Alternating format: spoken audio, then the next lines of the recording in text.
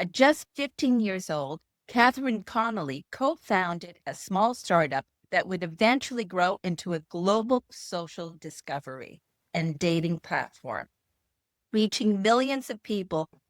Over the next 2 decades, Catherine helped scale the company through explosive growth, constant innovation, and two major exits. First, a $100 million deal, and later a $500 million acquisition. It's now trading on NASDAQ.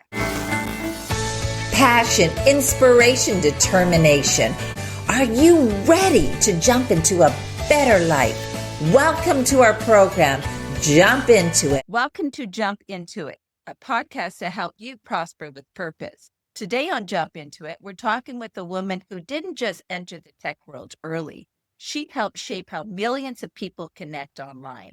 At just 15 years old, Catherine Connelly co-founded a small startup that would eventually grow into a global social discovery and dating platform, reaching millions of people and ultimately becoming the Meet Group, a publicly traded company behind the apps like Meet Me, Tag, Growler, and Scout. Over the next 2 decades, Catherine helped scale the company through explosive growth, constant innovation, and two major exits. First, a $100 million deal, and later a $500 million acquisition. It's now trading on NASDAQ. But behind the headlines is a deeper story about navigating high-stake decisions, building the right support systems, and redefining success at different stages of life and business. She shares those powerful lessons in her book, Designing Success, Lessons from 20 Years as a Female Tech Entrepreneur. Today, we're diving into what it really takes to build something that lasts and how women entrepreneurs can design success on their own terms. Catherine, welcome to Jump Into It. We're so excited to have you. Thank you so much for having me. I'm excited to be here. So, what made you decide at this time in your life to write Designing Success? You know, it was really just I was so after the company, we had that $500 million acquisition by the parent company eHarmony. I worked for the company for a few years afterwards, and at that point, I was ready for something new. And not only that, but I had honestly had write a book on my to-do list since I was in college, and so it was just something I had always wanted to do, was write a book, and it felt like the right time. What happened was my friend Alyssa called me, and that was the spark. So she called me, and she was just struggling so much at her job because people kept quitting or were being like, oh, but it was mostly honestly people quitting, and all this work was just being piled up on her. And she had two young kids, two kids under 5, and she was just exhausted. And she felt like, she's talking to me, she's Catherine, I feel like I'm doing something wrong. Like if I just could work harder, if I could just do those things. But she felt like she was failing her kids. She felt like she was failing her husband. She felt like she was failing at her work life. And it was just snappy in all her relationships. And it was clear to me that's no, this isn't a problem with you. This is a problem with the environment. You can't expect to do well in this situation where you're doing the work of 5 people all of a sudden within 1 month, and you need to give yourself some more grace. And it took me back to a lot of the lessons that I learned from building my company, because, starting at such a young age, I had to learn how to balance all that life stuff with being a very ambitious person very early on, and figuring out how to make, in high school, is figuring out how to pass finals while raising venture capital. I had these things going on in my life that set me sometimes huge amounts of stress. So in college, I remember I started getting heart palpitations and things like that. I had to be oh, I need to focus on actually sleeping. Apparently that's important. And I would realize that, a lot of the things that, stress us out, that are causing burnout, because burnout's such a huge problem right now, really come down to, not thinking of how you can design the environment, because it's not something that you're doing wrong. It's more, that you can create an environment that becomes more conducive to your success. And I strongly believe that anyone can do this, both personally and professionally. And that's how we'll all thrive. So what does Designing Success mean exactly? Yeah, so I focus really on a lot of elements for how you can create an environment that's, more conducive to your success. So that includes things like making better decisions through frameworks, and also just, through different frameworks, how you can build a support system. And that's frankly, I think one of the most valuable pieces is how you build that support system, because, there's going to be people in your life that you need that, support you in the way that, like, maybe your mom or your spouse supports you. But you need more than that. You need, the right team around you, and you also need the right relationships and know how to form the right relationships that can really change your trajectory. So I kind of get into that there, as well as just how you can design your life so that you can actually create more time in your day and lead with authenticity. So is this a time management kind of approach, or is there much more to this? It's more than time management, but a lot of it does go into, some things that are, related to time management. Like, one of the things is, like, the first thing you need to do for figuring out, like, the life that you want to be living and figuring out, like, what your North Star is learning then to then quit the things that aren't serving you. And a huge chunk of, figuring out what you want to spend time on is then figuring out, okay, well, that means I can't spend time on this other thing. And all of this is driven from, my experiences building the company. Because when we were building, different features, resources are limited. We had to say, okay, this is where we're going to put we're going to let that feature die so that we can invest in this other feature, so that we can invest in this whole new platform. And we had to make that decision, again and again. And so often I find, especially as ambitious women, we say yes to a lot of things that we really can't do. And a lot of times you don't stop to take stock of all the things that you've said yes to and the things that you need to start strategically quitting. And part of it is, there's this moral dilemma around quitting. There's, we kind of treat it as a moral fault, when it's not. It's being honest about what you actually can do with your time so that you can direct both your focus and your experience towards the things that are actually going to draw you in and give you life. Yeah, this is something that a lot of entrepreneurs struggle with. And I'm so glad that you bring this up. And it's like, how do you go about defining what's important, what isn't important? What's going to take my attention now? What is a more of a long-term strategy that I can phase out or, add to it at a later stage? So are there questions that, what would I, when I look at it, there's probably some key questions that you would ask yourselves to help sort those things out. What would be those key questions? So for learning when it's right to quit, really the first question is, do you want to do it? And answering it honestly, because there is before you quit anything, you should say, okay, did I actually try? Because a lot of the times, you might have a situation where you're like, oh, this isn't going well. This strategy isn't suiting me. Did you actually give it a real shot? Because a lot of times the answer might be no. It might be like, well, I didn't really check all these avenues. I kind of just, looked at it, but didn't really try. And then the next question from there is, of course, will you try? And there's some things I was like, okay, well, I'm never going to get up at 5 a.m. and take a cold shower. So that's going to not be going into my routine thing. Because, there's certain things that that just aren't going to fit you as a person.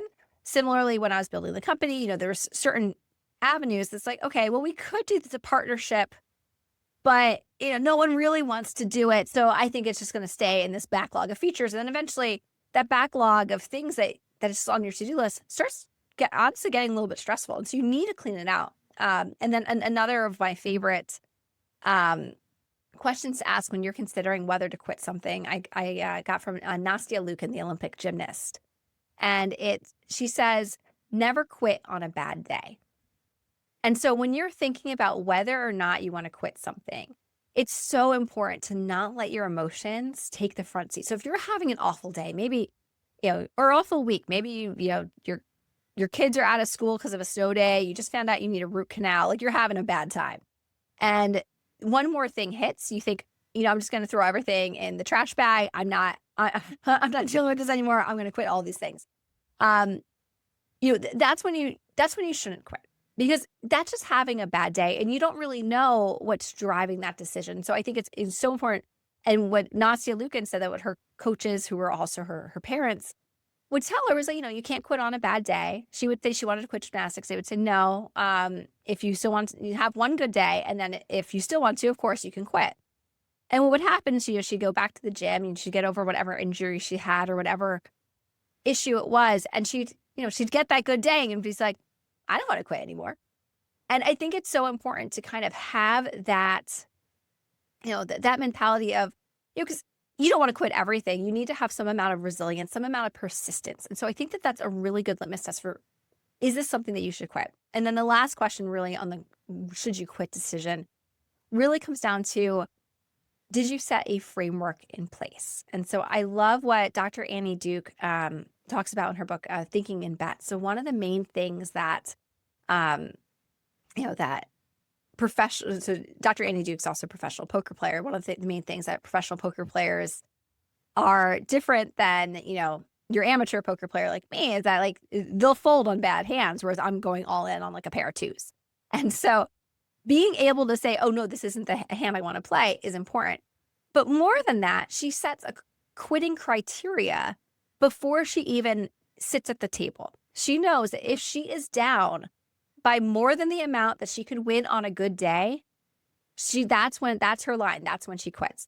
And I think it's so important to set that your own kill criteria ahead of time. That way you're not wasting energy when they're in the thick of it thinking, oh, just one more week. Let me see how one more week goes. And you end up dragging it out. But if before, like you do what one of my friends did when he was starting his own company, he had just left a company in a restructuring, and he was able to secure like 6 months of severance, which is fantastic. And he used that severance to say, okay, at the end of the 6 months, I'm going to work on this startup idea. If I can turn it into something by the end of the 6 months, then, that's when I'm going to reassess this, when my family's going to reassess and see, is this something I want to pursue? Or is this something, that, or do I want to go another way? And so having that runway and saying, okay, I have this timetable of 6 months. That's when I make the decision. That, prevents you from saying, oh, well, let me just keep investing another 10 grand here, another grand there, which obviously would add up. Yeah. And doesn't change your, it doesn't necessarily give you any more information.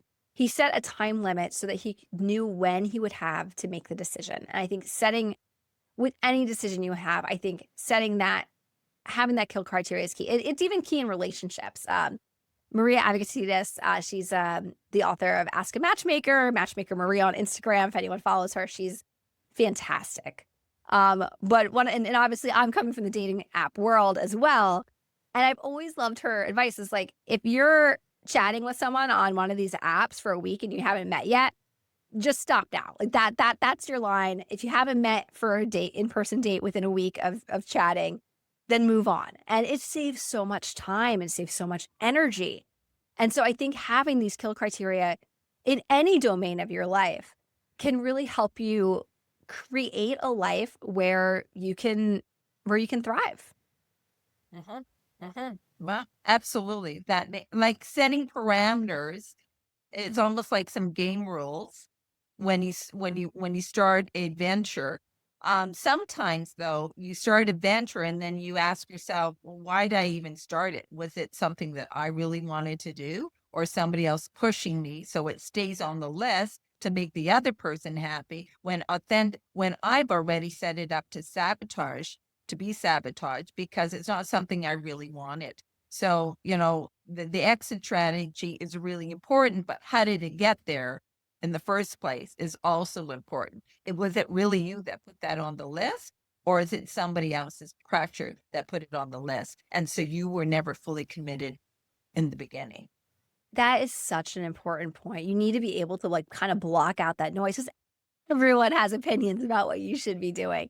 And a lot of them are well-meaning. Like, your friends might say, oh, like, actually, I have a friend that recently launched a podcast, and I was surprised by the number of people that told her, I'm sure you should do that. It's like, why not? This affects you in no way. Like, just let her have her podcast. And it's going incredibly well.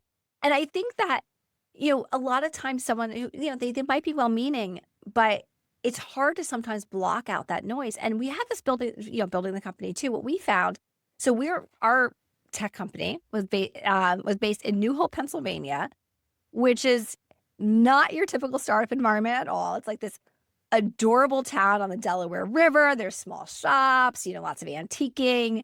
New Yorkers go there thinking they're going to the country. Um, it's as far removed basically from Silicon Valley as you could be. Like we would joke that, oh yeah, we're an hour outside Philly. It's like, yeah, if you're driving like 3 a.m. and there's no traffic, or yeah, just an hour train from New York, but that doesn't, count the hour you had to drive to the train station. So really it was quite removed. And when we were building the company though, that being removed from the echo chamber of Silicon Valley was useful just even in our product strategy, because we didn't have this like kind of shiny object syndrome where we were looking, oh, what's the new thing that we can be building? Because we were outside of that echo chamber. And we could decide to go to it, and we would visit San Francisco frequently. We'd visit Silicon Valley frequently, and have meetings and be part of those communities. But we made sure that when we were actually building, when we were actually developing, we were less pulled by kind of that swing of like, what was the fad at the time, because, well, we were actually insulated from it because of our location.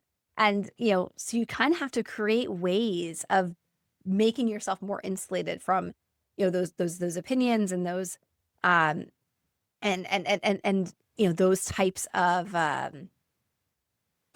pulls that could, distract you from what your focus should be. And that focus, can come from, internally what you want to do. And I think, there's also the societal pressures that we all feel. So when I was leaving, I tell the story in my book, when I was leaving the company, I got my W-2 in the mail, and I was like, oh, I look at my W, I was like, oh, I need to find a job. And my husband's like, or, this is the reason that you don't have to for a while. Like, you're like, this is fine. Like, why? And I remember having this conversation with one of my mentors, Betsy Sigmund at Georgetown, one of my professors. And she, I was telling her like, that I was leaving the company. And when I was telling her that I was leaving, I thought she might be, I don't know, like disappointed, or, because I was one of her, I was a very good student, and I took 4 of her classes, and she always had me back to speak to her classes, and, very good relationship. And then when she was also one of the first professors that knew about my yearbook when I was building it. And I was just so worried that she would be like, oh, why would you do that? And she was like, Catherine, do whatever you want to do. Like you can, like, this is your, she was clearly like, so happy for me. Cause I had a 16-week-old at the time. And it was just such a wonderful experience, conversation, because then I also learned that, when after she has, a few children herself, and I learned that it's like, oh, before she became, tenured professor at Georgetown, she was also, she had also, taken a kind of a career pivot. And just hearing these stories was just like, oh, this is fantastic. There's, it kind of increases your options when you realize that pressure that you might have assumed was there because you built it up in your head actually wasn't there. And I think that, having those relationships and actually getting your stories out there also helps you. That way, people can look at, all these different molds of what success looks like, instead of being focused into, the one that's kind of driven by wealth or authority. There's a study by Todd Rose, a populist. Like, everyone thinks that other people are most motivated and view success as, as those things like, kind of the prestige and the wealth and things like that. But when you ask people what they actually value, they value community, they value family, they value other things. But we all tend to think, oh, but we're different. Other people are valuing this other stuff. And it's just not true. So, Catherine, to get a little bit more into what you did and what you got, because I'm sure there are listeners that are going to say, okay, she started at 15, it was $100 million and $500 million, and now she's got this book. But, can you line up the dots a little bit more about like when you started, what is the yearbook, like what was your day to day, how did you evolve? Because, if somebody wanted to do or even considered achieving the level of success or to be able to scale and grow a business and get a PO on it, what did they do? What is kind of the roadmap on being Mhm. able to parallel what you had accomplished? Yeah. So I think I like to kind of start my story before it starts, because the whole reason I wanted to be an entrepreneur was because I saw my oldest brother Jeff start his first company while also in college. He's 11 years older than me, and so I'm 7, and he created this essay editing business, college admissions essays, and so I grew up with this initial exposure to entrepreneurship that was critical because that's what made me want to be an entrepreneur because I grew up thinking, why can't I do this? Jeff did it. And it kind of made it so that it was just something that seemed very possible. And so as I was growing up, I kind of knew I wanted to be an entrepreneur and I was looking for an idea. And so when my family moved to our town of Montgomery Township, New Jersey, I was new in my high school and I was having a hard time making new friends and with my other brother Dave, who's only a year older than me. There's a big gap. And Dave and I were just flipping through a normal high school yearbook in his room, and we're like, this would be more fun if this was online. And that's when we were like, okay, this is the idea. Let's run with this. Let's put yearbooks online, and we'll make it a way that you can meet new people in your school very easy, and and kind of be like a Kind continuation of like basically of the your high school day. Facebook kind of thing, right? Where you did with Exactly. the university. Okay. Did you get Yeah. it? Did Facebook influence what you were building? Yes. So Facebook was only in colleges at the time. So Dave and I, at the time we got the initial idea, we hadn't heard of it because it was only in Okay. like, I think 3 schools. But we pitched the idea to Jeff, who had read about Facebook in an alumni magazine. And so he was like, oh, this is like Facebook for high schools. He's like, this could be big. And so Mhm. he invested in the initial idea. And at that point, we're watching Facebook. We're seeing that they're growing school to school. And we're like, okay, let's do the same thing. Let's try to grow school to school. But first, we got to get it launched. And none of us know how to code. So we had to, we actually found a developer team using Elance, now Upwork, located in Mumbai. And so we would send them hundreds of pages of specification sheets, pen on paper wireframes, detailing and illustrating, how the site would operate. And Dave and I would often be up talking to the devs until 2 or 3 in the morning because of the time difference, while still having to be up for 7:30 homeroom at our high school. So it was kind of an exhausting time. But once it finally launched, we launched in just our local high school, which is Montgomery High School in Skillman, New Jersey. We, we didn't have much of a marketing budget. We're very scrappy. So we thought, okay, well, what will make people join this thing? And we started where we came up with the idea of wearing fun shirts to school every day that said things like, answering the questions that matter most. Who are your friends' friends and are they hot? And from wearing silly shirts like these for, a week straight, we even had like a tracksuit for gym. We were able to get our first 400 people to sign up in the first week. So we're like, okay, this is fantastic. We Wow. have this Okay. initial growth. Yeah. Yeah, All from your high school? Like it was all just from your our high high school, school at the time. Okay. just our high Sorry. school at the time. Okay. And it became Yeah. this like Okay. perfect beta ground because, this is our target market and we're in the target market and they're coming up to us at the lunch tables around the track and just giving us their ideas for the company.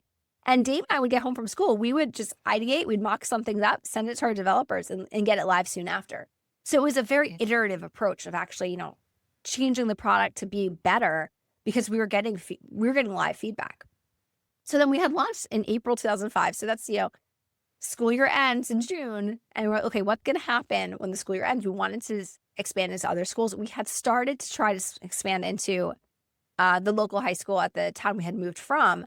Unfortunately, we found out very quickly that growing school by school was especially difficult because we couldn't gate by like colleges, you have your college email address. High schools didn't have that. And so we were running into kind of issues with that. And what we found though, when we started looking at the data, so then we started just noticing we had like kind of smatterings of people. When we looked at the data, it told us, you know what? Your local high school doesn't actually seem to matter because people are just as likely to retain and stay on this site if they are, as long as they have just a few people just around them, from the same state, from the same city. That matters actually more than having an actual like network of high school. And so then at that point, we kind of we did our first pivot. We're like, okay, we're not the Facebook for high school students. We're just about meeting new people nearby. And that was an important pivot because then that led into how we approach the next phase of growth, because then we didn't have to focus on high schools. We could focus on just how do we get the most people to join as possible. And so then that led us into something I like to call engineering virality, where we took advantage of the existing viral channels at the time, which 2005 was MySpace, and AIM profiles, if you remember those. Being a teenager, we know that that's where everyone is spending their time. They're posting their angsty song lyrics in their away message on their AIM profiles, and they're taking online quizzes. There was this website that had lots of user-generated quizzes that we purchased all the 80,000 user-generated quizzes, and we built a social element on top of it that ended up being that users would share it, and we would put between the quiz results and the end of the quiz, we would put a sign-up flow, and people would use it. They could have skipped it, but a lot of people signed up because they want to see, who got, and these were silly quizzes, like, what friend's character are you? And you might want to be curious, you might be curious to say, who else got Phoebe? And that would be the reason you would want to sign up, and you'd want to see, who nearby is kind of similar to you. And by doing that, we were able to get our first 1 million users in the first 9 months we were launched to everywhere. Wow. And how did you monetize it? So at the time, we weren't monetizing it at all at that point. And then we were starting to like, okay, well, let's start throwing some ads on it and see what that does. But yeah, we didn't try to monetize it at all for roughly the first year. And then when we were starting to look into raising our first Series A round, so we raised our Series A in November of 2006. So it was a $4.1 million round.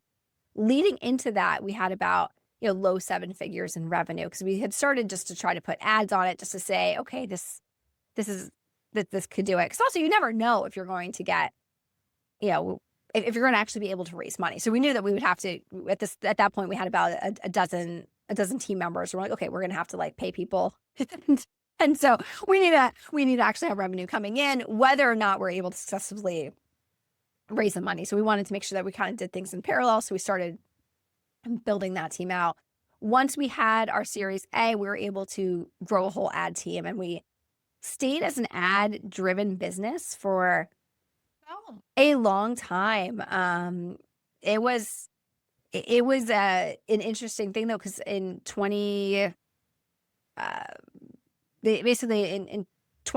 when we launched our mobile apps, all of a sudden all of our users were now going to mobile, which for a Meet New People app, everyone having a GPS device in their pocket's pretty powerful. But the problem was that no advertisers were spending money on mobile at the time, so there was no revenue there.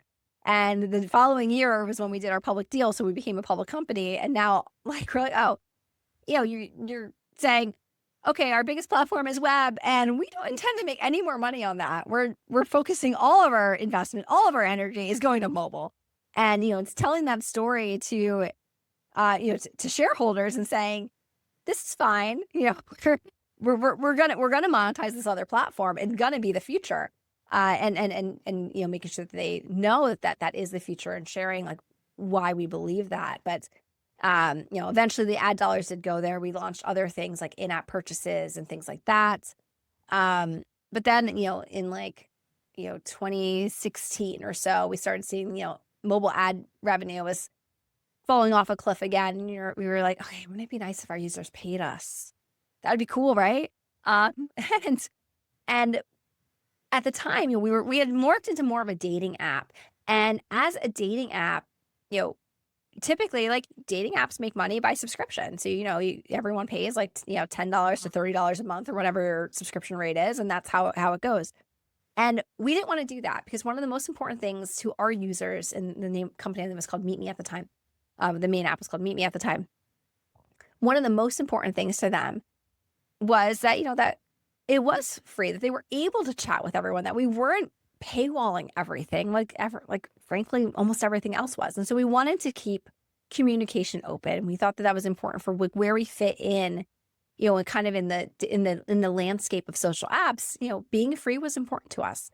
And so we're like, okay, well, what other features could we build? And we looked to China was building there was this app Momo that was very similar to us, except that it also had a live streaming feature. And we saw that feature and saw it as an ability to really, hey, if we can make this into a US product, if we can take, the same idea of this live stream was big, not just on Momo, but in a lot of apps in Asian countries. Or if we can make this work in the US, then this could be something that could solve a lot of the problems in the dating app industry. Because one of the major issues on dating apps is like you join the app because you kind of feel lonely, and the first thing that you get is, if you're a male user, is you look at an empty chat screen and you don't have a very good experience because you're looking at an empty chat screen. You're kind of more lonely than you were before because now you're also kind of rejected. And women would feel the same way, because even if they had too many chats, it's usually not from the people they want to talk to. And so we saw it as a way to kind of fix that problem. You connect with people right away. It was a one-to-many live streaming feature, and it did exceedingly well. And what was really interesting about the feature was, unlike, your typical dating app monetization structure where you're just making the subscription revenue, most people are using the app for free. But then there's a few people that want to support the streamers that actually are paying a lot of money. Like, you're basically monetizing users up to their willingness to pay. And the streamers who are creating that content also get, also get monetized. So it was a really new and really interesting model to introduce in 2016, 2017 when we were building it. Of course, now live streaming is like everywhere. It's just something that everyone does, everyone's kind of familiar with. But that was the initial concept. It's like, oh, well, let's think of how we can create a whole new platform, a whole new model, and do that. And then that ended up driving the majority of our revenue. Wow. Yeah, that would be. And how did that idea come about? Because you say we. So was it you and your brother that you worked closely together, or as a team built, you were just part of a team? Like, how did you have a strong ownership in everything that was that was being discussed? Like, what was or were you challenged as a leader to try and get your voice? So, it's just me. Hi. Oh, good. It's still recording though. I'll wait.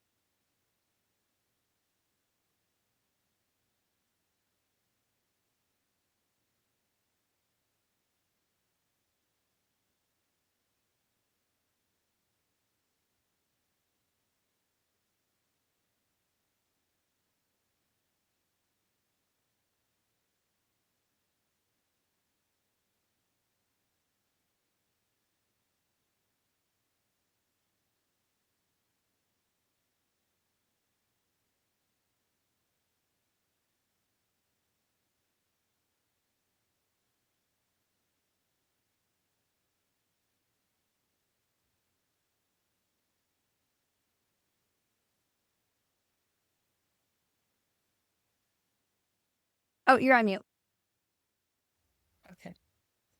All right. Hello. So going back to that question about what role did you play as a woman in the leadership team to move the ideas forward?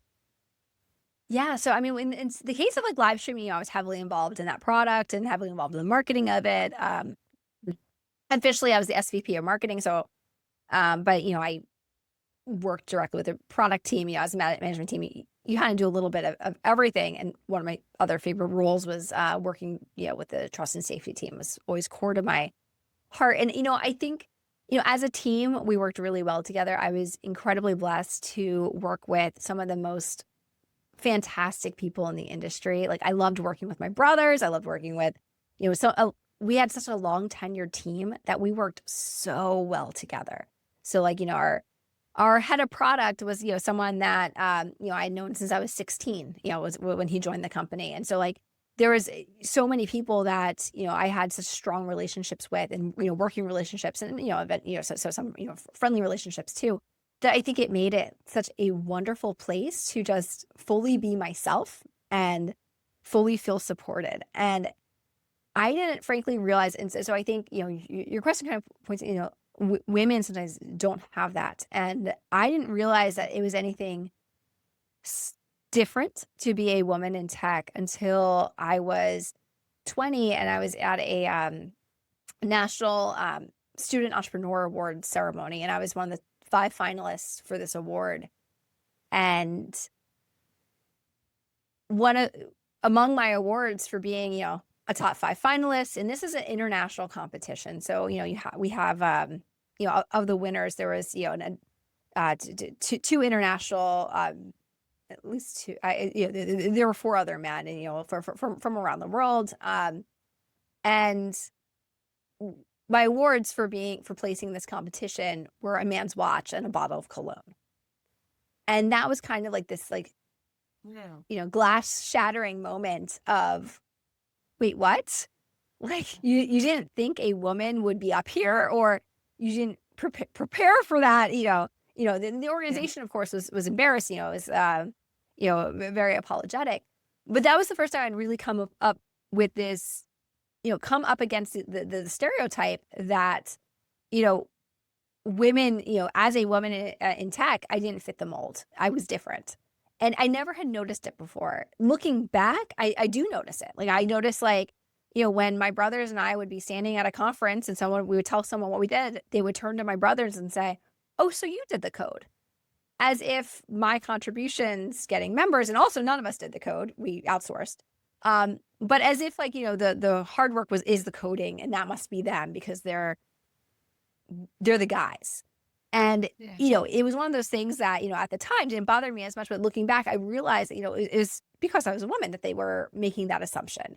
And even in high school, and I had a pretty good high school experience in general, but peers in my classes were definitely a bit crueler to me than they were to my brother, who was, just a year older than me.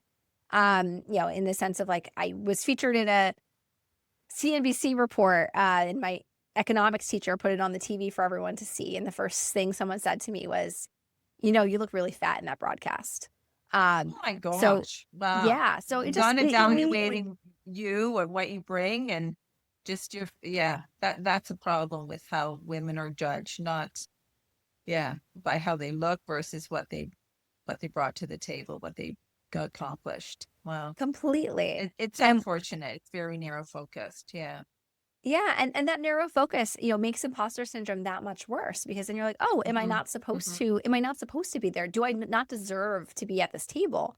And I'm so privileged and so happy that, you know, my investors never made me feel that way, even from our initial meetings. No one on my team ever made me feel that way.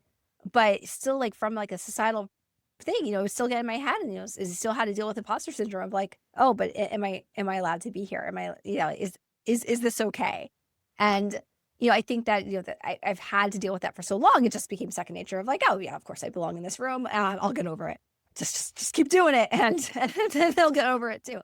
Um, but Well, it I take think but, it's Mhm. oh, sorry, go ahead.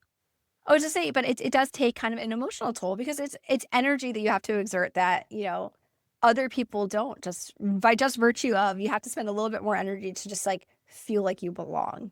And, Yeah. um, even if you can get there, it just, it does make, it is a barrier. And it's interesting you say that, because I did hear some stats around in the tech industry that there's very few women that run any software or high tech companies. And they're saying that the reason why is that women aren't as cutthroat as men are. And that's why they don't succeed or is successful in the tech industry. But you're saying that there's barriers just around perception alone, and not just the pure aggression or power to want to persevere to achieve something. Oh, 100%. I mean, there's this Bloomberg article I read that, shared, there was a study that looked at, um, just right out of college was the, right out of college resumes, and they were set up to have a woman's name at the top of a resume or a male's name at the top of a resume, both computer science or, engineering degrees. And in order to get the same level of interest, the woman's resume had to have a GPA that was, 0.25 points higher. So if the man had a 3.75, she had to have a 4 in order to get the same level of interest in her resume. And unfortunately, we still, that wasn't an old study. that was recent. Yeah. And we see that. And I think, when I spoke at South by Southwest, I want to say it was like 2012. I remember in my talk, I had mentioned that how only about, 2% of venture capital goes to, women-led companies. And it's still just about 2%. Like it hasn't moved, and now it's 2026. And so, just kind of having this, just, there are serious barriers within tech. And I think that there's a lot of ways to, make it better. And I think it is improving, but it's certainly still there. How do you think we can make it better? I mean, well, what are some of the steps? I mean, there's some societal steps, but there's also just as women in business or that want to be successful in this industry. What are the steps that they could do?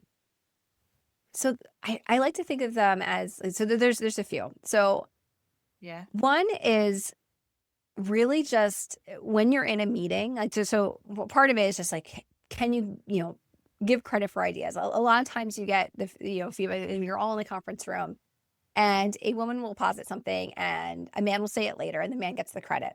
And instead, and I've seen this happen in real time, if instead someone else says, oh, that's an interesting point, Chad, that's just like exactly what Gabrielle said, a few minutes ago, and kind of and it's not malicious in any way. It just reasserts and re-brings them into the conversation so that there isn't that kind of moment of just like, I just said that. And because that is frustrating. It's so frustrating.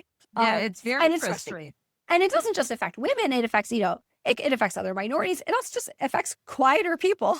Because all of a sudden they said something and now, why bother speaking in the meeting if that's what's going to happen?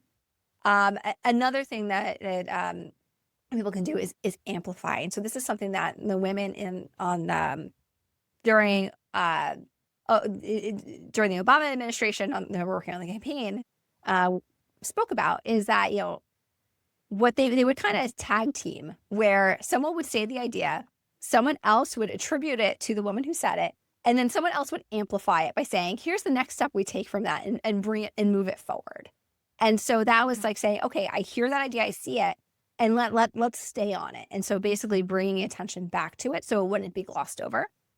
But I think one of the, just the most important aspect is just like, how can we be better, be a better like wing person for other women in our lives. So that's another huge piece. So when I went to college, I didn't like talking about my yearbook at first. I wanted to kind of keep it this secret double life because of some of the negative social, issues I had.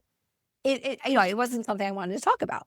And my best friend thought that what I was doing was really cool. And she would tell everyone, she would say, did you hear that Catherine's company just did, whatever? And I would do the same. It's like, when she was getting all her law school acceptances, I was probably her big, I was reading the novel like, she's amazing. And I think that, that it's so important to kind of bring up other people's accomplishments for them, because unfortunately there can be blowback in talking about your own achievements. And so if you can be, a wing person for people in your life and say, hey, this person did something. Well, one of my friends, Jonathan Jacobs, he had started this thing on LinkedIn that he called Friday Flowers. And every Friday he would take someone from his network and just write this post about how amazing they are with their work and why other people should work with them and his experience with them. And I think giving that public acknowledgement of what other people are adding to the conversation can help immensely with just making people feel more welcome, making them feel more seen. And then the last piece that especially is important for women is to have dual networks. And what I mean by that is, there's a lot of studies that show that, whether you're a man or you're a woman, you need kind of broad networks. You need to know a lot of people doing different things so that there's more opportunities open for you, basically. But what women also need is to have a close-knit circle of other women.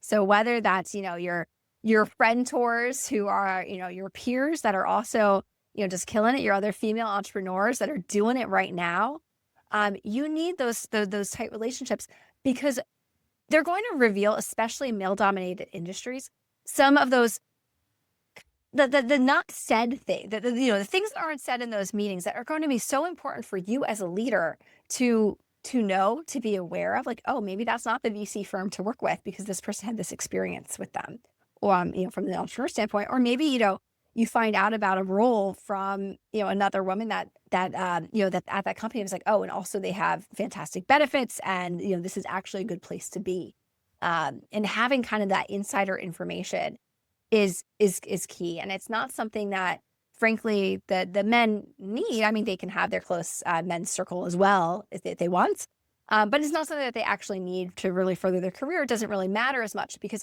frankly, it's already a male-centric space. And so, it's already out there. It's already in the open. And so what women need the dual networks because, especially in the male-dominated industries, there are a lot of unspoken things that, women can tell other women to help each other. And so basically being helping the other women in your space, connecting with each other and approaching everything kind of with this, mindset of abundance, I think is just the most important thing that we can be doing to make, tech a more friendly space for women and every male dominated space a more friendly space for women, is if, the women have to stick together. Yeah, the great advice there and great support. And I think you said something around abundance, because if people feel that if they're coming from scarcity, then they're not going to support one another. They're going to say, oh, there's only so many jobs. Why should I put you on a pedestal when I'm trying to get the same position or competing? And, the competition kind of kills the momentum of us moving forward because, as you said, 2%, that's very few. And if women believe that it's only going to be the 2%, then they're scrabbling to be one of the, to be in that small little pool of numbers. And we're not going to get ahead with that type of mentality. And, women can be amazing ambassadors and great support, but, sometimes, they're on the other side too, where, you're having to, and I don't know if you've experienced, it sounds like you haven't, where you experience women can be extremely competitive against other women. And that's really unfortunate because that brings us all at a disadvantage. So I'm It glad that you does. brought up those key points. Yeah, it 100% does. And, I've seen, my mom actually, so my mom is an electrical engineer. So, she's was the only woman in many of her classes. And, I would, I think was part of the reason that, I come from that standpoint of like, you do need abundance, you do need the support of other women, and to help you navigate those spaces. Because I have heard stories of like, a friend's bad boss that, wasn't giving her time to pump. And it's like, but she's a mom too. Like she knows how important it is. Yeah, right. It actually it almost feels worse when it's in that situation, because then it also, it's not because that they know, and that makes it that much personal. And it makes it that much more painful to deal with. And so women can create toxic work environments the same way that anyone can make a toxic work environment. And so if you're in that environment, it's important to, frankly, you just have to kind of start moving out of it. Because you can't, I don't think you can change really someone from a scarcity mindset to an abundance mindset. But I think if there's enough of us with the abundance mindset, we can take over. I love it. I love it. Well, thank you so much for being a guest on Jump Into It. A couple of things. If somebody wants to learn more about your book, Designing Success, Lessons from 20 Years as a Female Tech Entrepreneur, I believe that you have given us a link. So in this podcast, just look down below at the text, and there is a link that you can get the free copy of this book. Thank you, Catherine, for your generosity so that we can help elevate all the women in order to be successful. And I really enjoyed our conversation. One last question we always ask our guests is, what does prosper with purpose mean for you? Prosper with purpose means, you need to have, kind of your driving mission in in why you're doing everything that you do. And, having that purpose is going to be what keeps you showing up every day, that keeps you, driving towards something and finding ways that your own work can impact your community and make everything better is, is what's, is what's going to make everyone's lives better. And so kind of just embracing that and realizing that it's like, oh, the things that you're working on, they can be helping everyone. And if you could work together, then that's how we create a better world. That's how we create a better space. Awesome. Awesome. Thank you so much. It's so well said. Well, thank you again for joining us on Jump Into It. And thank you, Catherine, for being such an awesome guest. So our next show will have another fabulous guest whose journey is sure to inspire you. You can listen to our Jump In It podcast on our favorite platform. We are on Spotify, iHeartRadio, and Apple Podcasts, to name a few.